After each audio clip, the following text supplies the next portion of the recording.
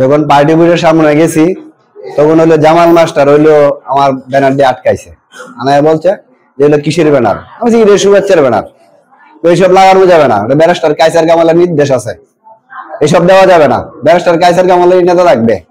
এরপরে আলাল বালিজামদার সে অনেক কিছু গালাগালি করছে, তারা আমাদের ব্যানার গুলো রাখে দিয়েছে, রাখে দিলে আমরা এসে বলছি।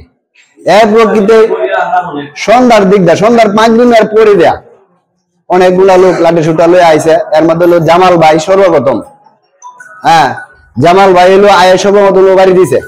এরপরে হলো আনোয়ারা, এরপরে আনোয়ার, এরপরে হলো হচ্ছে আলাল, এরপরে হলো মুকলেস, হ্যাঁ এরপরে আইছে হলো আপনার মনে নাই, এরপরে হইলো আপনার এই যে সিঙ্গার শ্রমিক রতন, রতন আসছে আর শহীদ আসছে।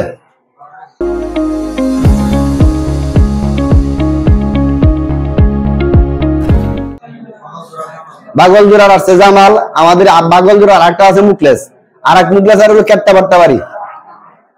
আর অতঙ্কিত ভাবে আমাদের বাড়ি ঘর হামলা করছে এবং আমার ভাই একটা মারা গেছে।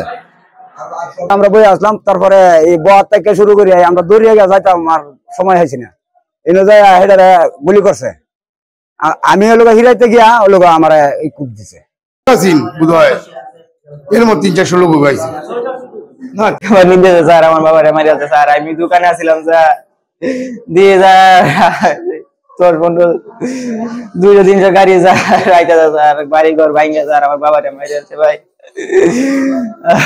নাই বাবা নাই।